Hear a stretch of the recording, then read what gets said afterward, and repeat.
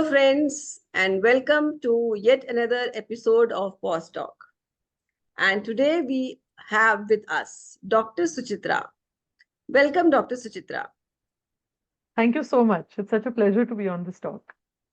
So, Dr. Suchitra is a gynecologist and she is an additional doctor. She is a divorce doctor. And you were wondering what is this kind of a doctor? Yeah, we will be unfolding her story very shortly now. First, I will ask Dr. Suchitra to please introduce yourself. Thank you so much, Dr. Monica. It's such a pleasure to be here with you and to be able to talk to your audience. So I am a gynecologist.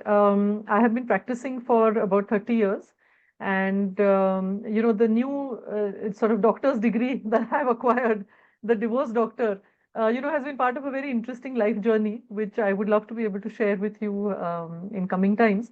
And as a gynecologist, I think a lot of my work was, of course, entirely with women, but I think it gave me an insight into the kind of lives that women lead, particularly since my training was in a public sector hospital, to see what are the vulnerabilities and what are the, I would say, complexities of Hmm. women's lives, which they, navigate and negotiate through their relationships, through their responsibilities and commitments, and balancing their own dreams and desires. So I think I've had a very, very insider view into other people's journeys as well. And I think that really was something very important to me going forward. Wow. And that is what made her a double doctor. Because look at her, no, she is a gynecologist, not only helping women to just deliver babies, but she's going into their lives and she's also working on their well-being also, which is not every doctor, because you will a gynecologist may not be all the gynecologists be like this, but this is one doctor who is really, really into well-being of women, and that is how she's taking care of them in every part of their life, and that is what we will talk about it now. So what has been your professional journey, Dr. Suchitra? So I started off, of course, studied gynecology and then started working as a gynecologist. Um, Eventually, after I had two children, so I got married at a young age. I think not very young. I was about 22 when I got married. I will And just talk one question additional I want to ask here is that did you choose to be a gynecologist or you got it through your whatever? Was this a preferred choice for you? I wanted to be a gynecologist, yes. So one is, of Okay. course, because gynecologists do a lot of surgeries, a lot of operations, and I was very interested as well as very good at doing surgeries. So I wanted to do that. And I've always had an inclination to want to help women because, even at a very young age, I could see how much more of a burden women are always carrying. And this is something I often say, I do a lot of training workshops now with NGOs that at that age, how many, 30 years ago, we didn't even have this kind of easy language, feminism Yeah, or women's rights. nothing. And That is why I'm asking you. exactly, and there was no internet. So we only heard what we heard in our own little bubble, So in medical Yes, college, there was yes, no yes. conversation on this. But I think somewhere intrinsically, I used to feel this sense of, that there's injustice happening to so many of them. And I wanted to Mhm. be able to help and support. And I think for women, particularly to be able to be in control of their own bodies is so important because Mhm. very often they're not really in control of so many other things in their life.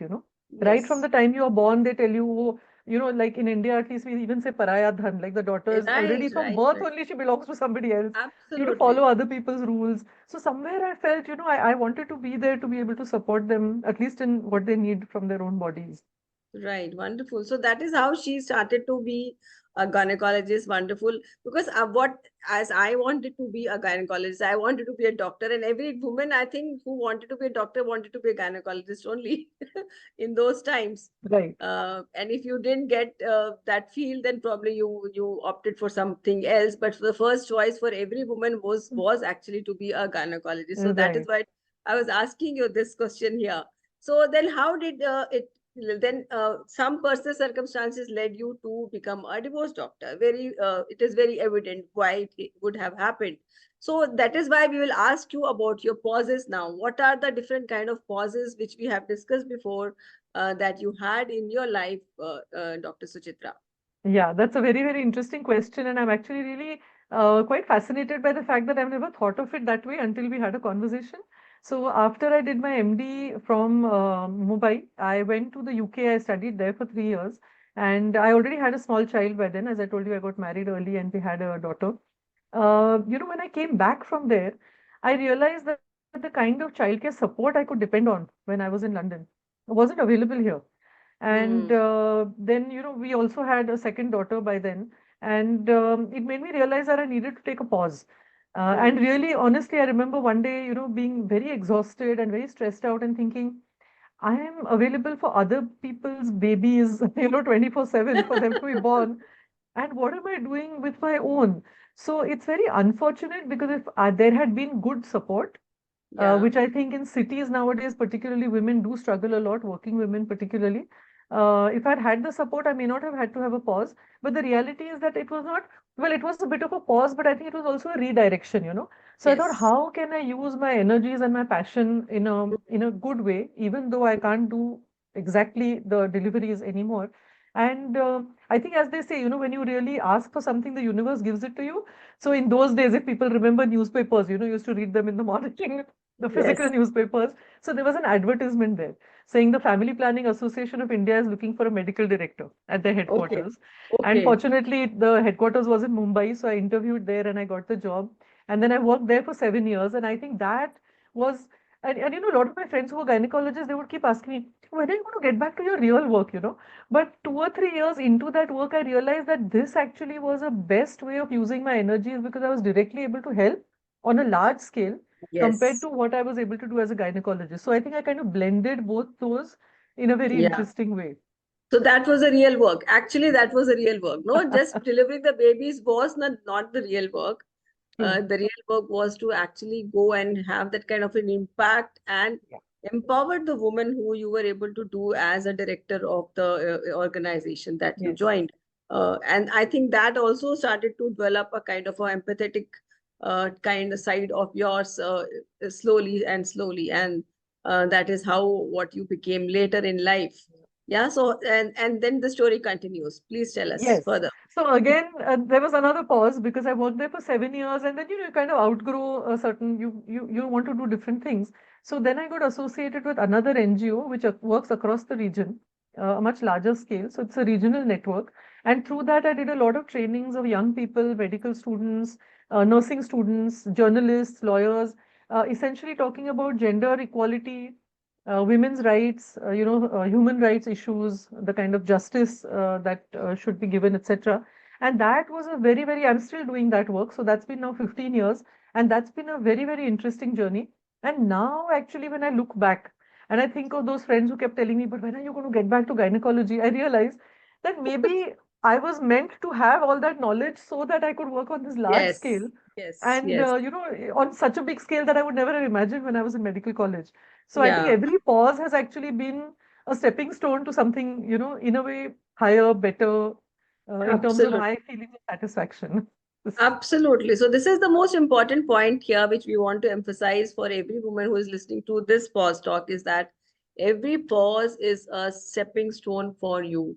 No, you can just be in that pause for having so many reflections. You can really upskill yourself. You can, it is like that you can metamorphosize yourself from that pause to become something new or something better. You can transform. It can be a very transformative phase for you.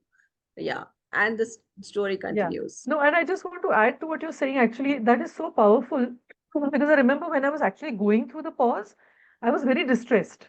Because Hmm. we are always afraid of the future because we don't know what's going to come. And I thought, oh Yeah. my God, like this is the end. Like this is the end of my all my training, all the hard work I did as a gynecologist. Like what a waste and what a shame. And then now when I look back at it, I'm like, oh my God, that is what made me so powerful in the work that I'm doing Yes. right Yes. now.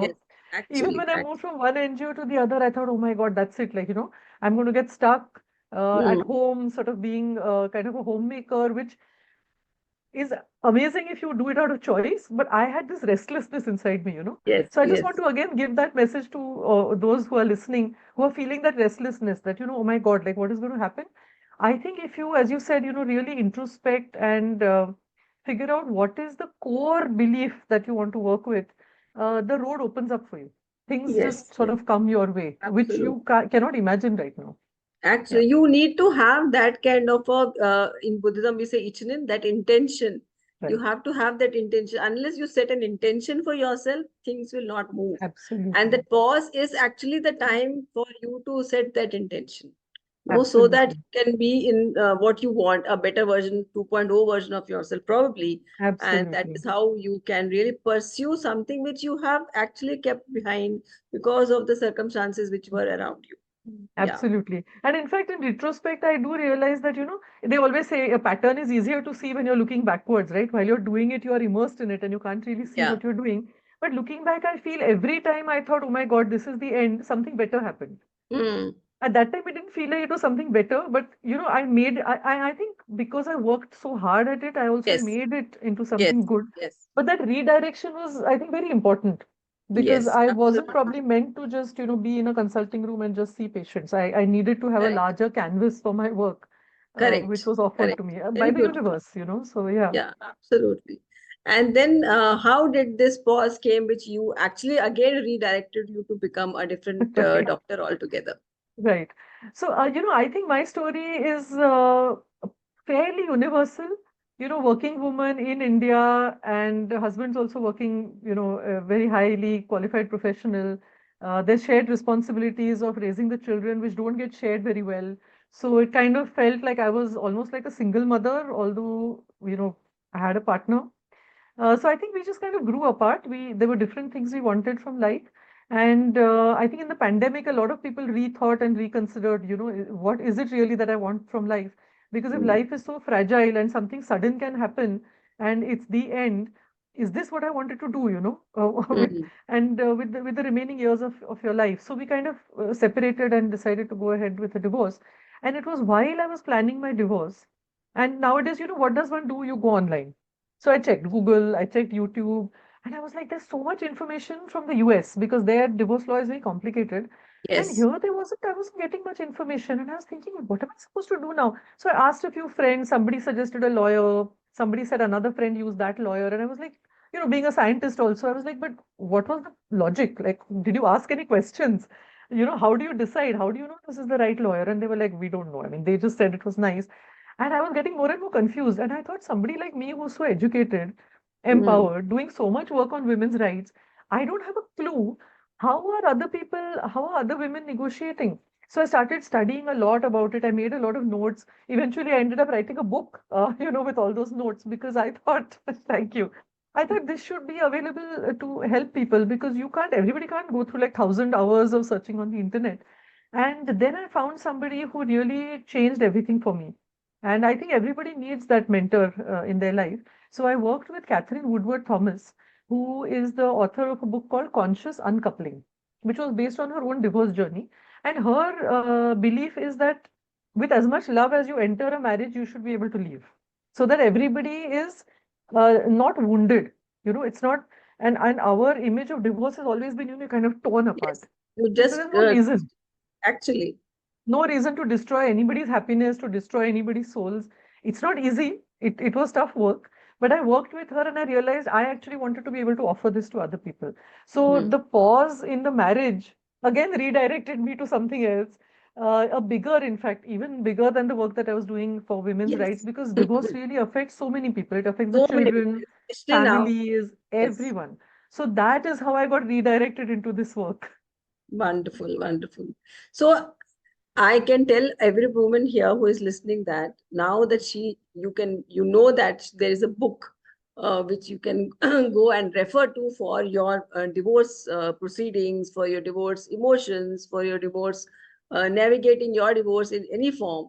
Dr. Suchitra can help you. Otherwise, also she's a coach for divorce, and you can really get to her and you can find all the solutions for this one if you think this is an issue, because this is not an issue. This is a phase of life, probably a new step in your journey. But if you think this is an issue, then there is a coach for you who can really solve your problems regarding all around this. So Thank you. post the pause now that you have already overcome that pause and you're helping now. So Yeah. tell me how you are really helping women in this phase now, post the Right. pause. So one is, of course, the book that I wrote. It's available on Amazon. That is a kind of a day-to-day, almost like a workbook, Because one of the things I realized is that there's a lot of overwhelm and there's a lot of chaos. Because suddenly now you have to sort out your entire life alone when otherwise you were doing it as a couple, and some things were being taken care of here and there. So it's a day by day. Today do this, tomorrow do that, so that you feel that there is some process, there is some Mm, system of support.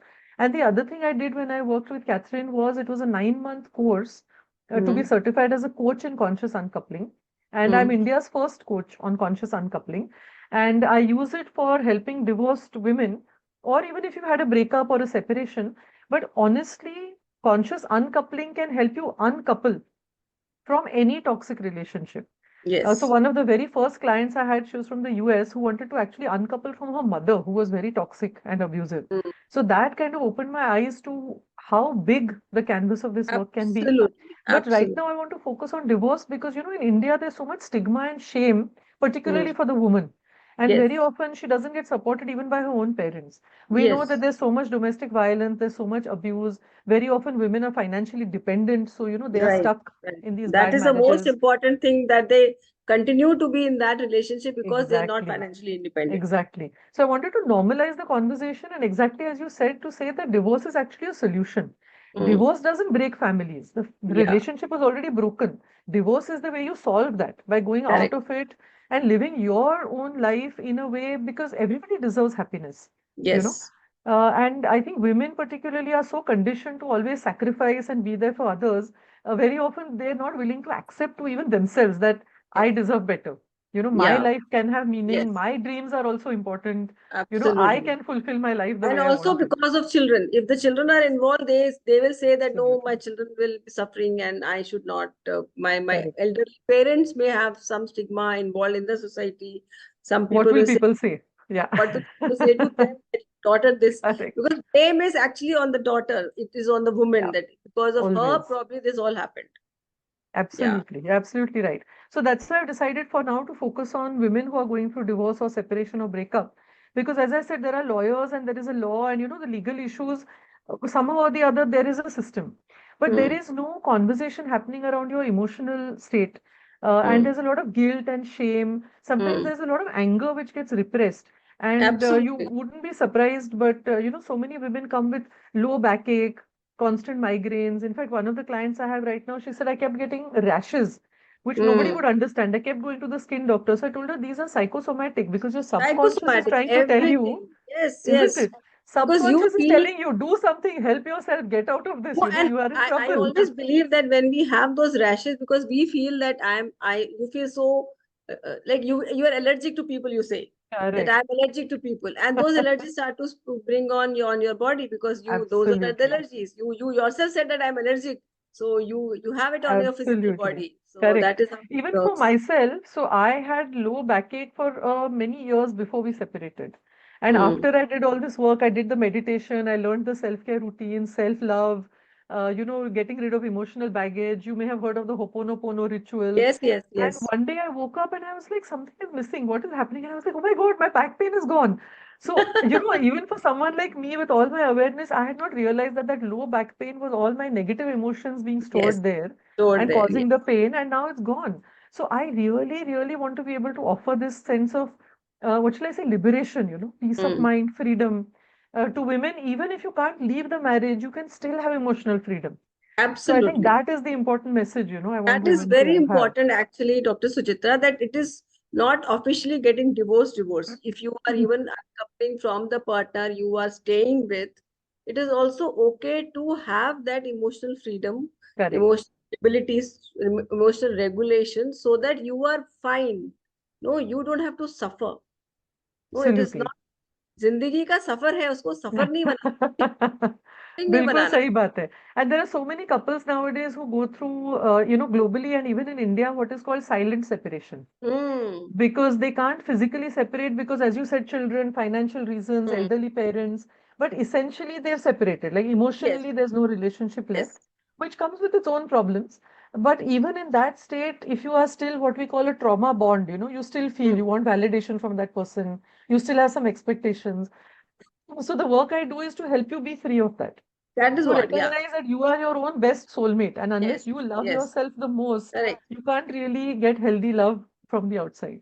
Yeah, you cannot belittle yourself in that stage. No, you Correct. start to belittle yourself, you blame Correct. yourself. So those are the emotions which cause you then physical problems. No, the physical problem starts to come up because of all of this which is happening. So I'm Absolutely. sure you are doing wonderfully well, Dr. Suchitra, that this is a great platform which a lot of women can, and we have shared regarding a lot of different aspects of uncoupling. A very beautiful word which I just got to know from Dr. Suchitra, and this is what I can share with a lot of women here now, that you can actually be in the relationship and still be free of that relationship if that is what you want. So just understand your own feeling, recognize, be aware of what is your need at that moment, and that is most important, because that will actually keep your children like happy. It will keep your parents also happy, and most of all you will be very very happy, and happiness is why we are here in this world. No? Thank you so much. And I love the fact that you are, doctor for hope and happiness. As soon as I saw your name, I was like, this is somebody I have to get to know because this is so close to the kind of work I'm doing. Wonderful. It's really So nice amazing. meeting you, Dr. Suchitra. I just want you to share a small message for the audience. Right. So this is something I learned from my mentor. She said a lot of us go through our life unconsciously as though, it's a book that is written and we will one day find ourselves in the last chapter and figure out like what was I supposed to do. She says you have to write your own story. So I think Yes. that is the message I want to send to everyone. In fairy tales, it's always, the king and the queen get married and they live happily ever after. But you can live happily even after. And no Yes. matter what happens, it is how you react to it that creates your own story. And we have to learn to write our own story now. Absolutely wonderful. We have to write our own story. The plot, the character, everything can be ours. The ending can be ours. So we have Absolutely. to write our own story. Thank you so much, Dr. Suchita. It was really wonderful having here. And thank you so much for all your insights and all your wisdom words that you have shared with us. Thank you Namaste. so much. Thank you. Namaste. And I'm reaching out to all the women who are listening to this podcast and are having some resonance with some pause. Please reach out to me and you can be the next guest on my show. So, see you once again, everybody. Thank you. Bye bye.